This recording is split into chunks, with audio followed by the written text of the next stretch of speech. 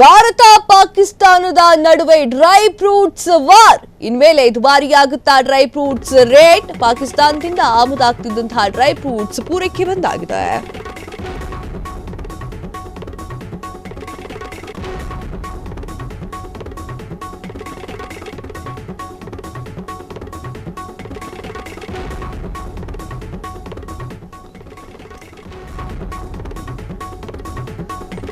ಭಾರತ ಪಾಕಿಸ್ತಾನದ ನಡುವೆ dry fruits war. ಇನ್ಮೇಲೆ ದುಬಾರಿಯಾಗುತ್ತಾ ಡ್ರೈ ಫ್ರೂಟ್ಸ್ ರೇಟ್. ಪಾಕಿಸ್ತಾನದಿಂದ ಆಮದಾಗ್ತಿದ್ದಂತಹ ಡ್ರೈ ಫ್ರೂಟ್ಸ್ ಪೂರೈಕೆ ಬಂದಾಗುತ್ತಾ. ಕೆಲ ದಿನಗಳಿಂದ ಭಾರತ ಪಾಕಿಸ್ತಾನದ ಮಧ್ಯೆ ವ್ಯಾಪಾರ ಸ್ಥಗಿತವಾಗಿದೆ.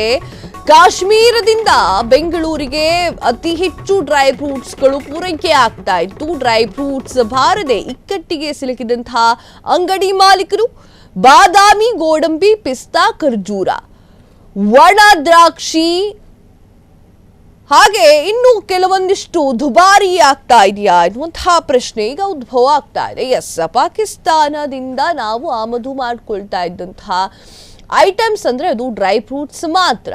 ಡ್ರೈ ಫ್ರೂಟ್ಸ್ ಅನ್ನ ಹೆಚ್ಚಾಗಿ ಪಾಕಿಸ್ತಾನದವರು ಬೆಳೀತಾ ಇದ್ರು.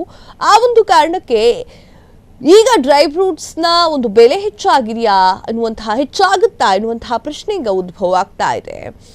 ಪಹಲ್ಗಾಮ್ನಲ್ಲಿ ನಡೆದಂತಹ ಆ ಒಂದು ಅಟ್ಯಾಕ್ ಇಂದ, ಆ ಒಂದು ದಾಳಿಯಿಂದ ಭಾರತ ಪಾಕಿಸ್ತಾನ ಇಬ್ಬರೂ ಕೂಡ ಹಾವು ಮುಂಗುಸಿ ಆಗ್ಬಿಟ್ಟಿದ್ದಾರೆ.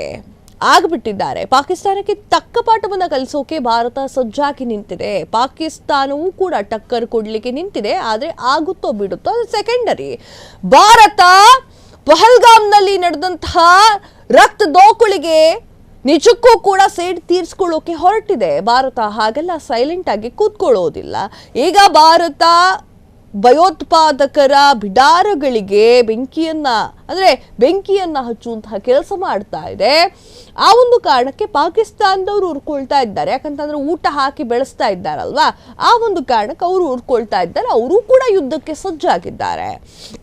ಇದರ ನಡುವೆ ಭಾರತ ಪಾಕಿಸ್ತಾನದ ನಡುವೆ ವ್ಯಾಪಾರ ಸ್ಥಗಿತವಾಗಿದೆ. ಈ ಕಡೆಯಿಂದ ಹೋಗ್ತಾ ಇಲ್ಲ, ಆ ಕಡೆಯಿಂದ ಬರ್ತಾ ಇಲ್ಲ. ಭಾರತ ಪಾಕಿಸ್ತಾನದ ನಡುವೆ ಈಗ ಡ್ರೈ ಫ್ರೂಟ್ಸ್ ವಾರ್ ಶುರುವಾಗಿದೆ. ಇನ್ನು ಮುಂದೆ ದುಬಾರಿ ಆಗುತ್ತಾ ಡ್ರೈ ಫ್ರೂಟ್ಸ್ ರೇಟ್ ಎನ್ನುವಂತಹ ಪ್ರಶ್ನೆ ಈಗ ಉದ್ಭವವಾಗಿದೆ. ಪಾಕಿಸ್ತಾನದಿಂದ ಆಮದಾಗ್ತಿದ್ದಂತಹ ಡ್ರೈ ಫ್ರೂಟ್ಸ್ ಪೂರೈಕೆ ಬಂದಾಗಿದೆ. ಕೆಲ ದಿನಗಳಿಂದ ಭಾರತ ಪಾಕಿಸ್ತಾನದ ಮಧ್ಯೆ ವ್ಯಾಪಾರ ಸ್ಥಗಿತವಾಗಿದೆ. ಪಾಕಿಸ್ತಾನದಿಂದ ಬೆಂಗಳೂರಿಗೆ ಅತಿ ಹೆಚ್ಚು ಡ್ರೈ ಫ್ರೂಟ್ಸ್ ಪೂರೈಕೆ ಆಗ್ತಾ ಇತ್ತು.